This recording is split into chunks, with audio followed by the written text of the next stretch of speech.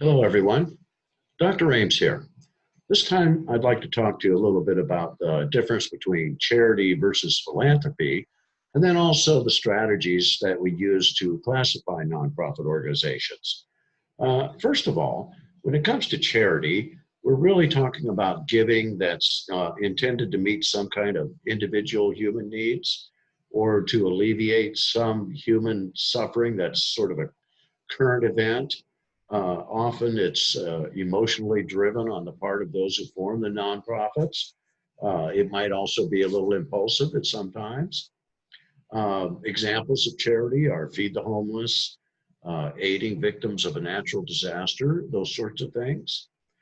Philanthropy, on the other hand, is a long-term investment, a nonprofit investment in maybe something that's a little more long-lasting, like infrastructure or something like that.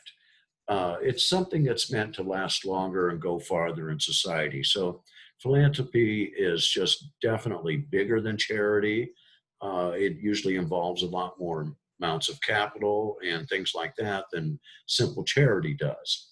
So examples of philanthropy might be something like construction of hospitals or giving money to an endowment for a college or a university, um, or establishing a charitable foundation that is intended to exist into perpetuity. In other words, forever.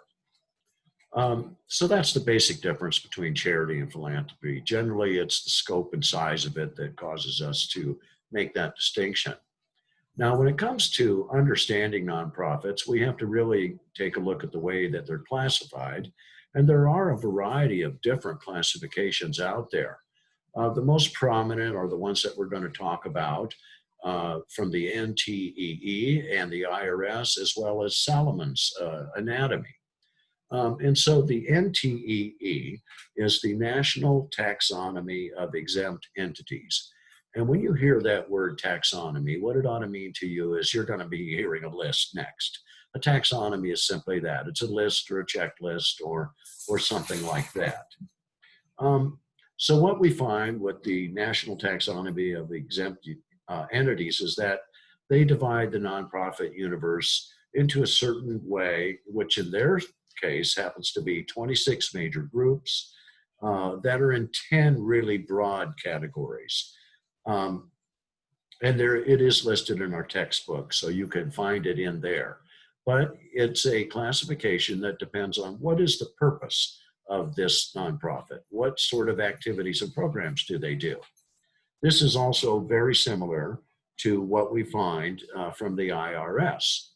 The IRS really has 30 classifications that they use to identify the different ways we might classify a nonprofit. And the IRS, of course, is about taxes.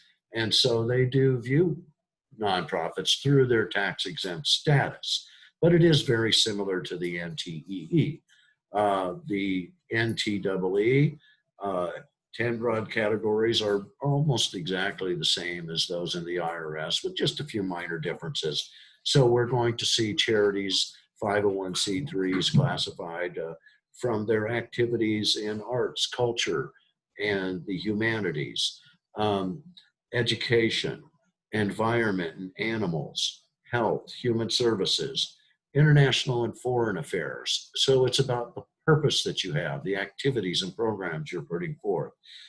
It can be religion related. It can be something related to the public or societal benefit in some way. It could also include those for membership benefits for certain more specific groups. So it is a fairly broad way of looking at things and so forth. But the basic classifications from the IRS point of view, which is really the entity that you have to pay attention to the most, obviously, because if you're in the nonprofit sector, you're going to have to file tax returns. And so you've got to pay attention to the way in which they categorize things. The basic classifications from the IRS just reflect the basis for their tax exempt status. So the IRS has basically divided the world up into the three sectors that we know and talk about. the private, public, and nonprofit and voluntary sectors. So the nature of the IRS classification and the NTEE is about those activities taking place. Now, when we look at Salamon's anatomy, and Salamon is a very noted scholar in the nonprofit world. He's written some incredible books. He really is the expert and divides up the sector in a little bit different way.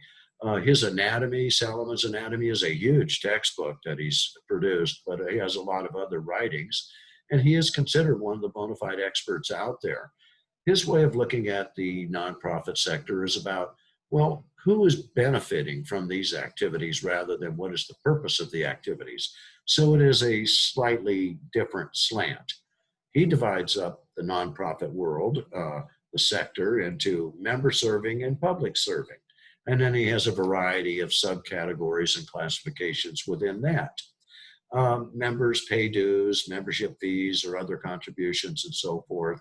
And the member serving organizations would simply be existing to secure benefits for the people who belong and support them.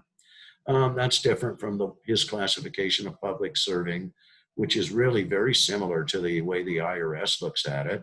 The public serving organizations exist primarily to promote some aspect of social welfare in some way. And so one of the bigger differences is the emphasis on churches and religion and so forth. So as far as Salamon's anatomy goes, churches, charitable, social welfare organizations are all classified according to who is getting the benefit from the various organizations and so forth. Now, there is another way to look at and classify nonprofits, and that's the degree to which they are commercialized and are really, when we say that, we're talking about starting to act like businesses, using business principles and methods, which certainly all nonprofits have to do to a certain extent. But here I'm really talking about the notion of the social enterprise spectrum, which we'll talk about at a future time. Okay, folks, that's all I've got for you this time. I'll talk to you again soon.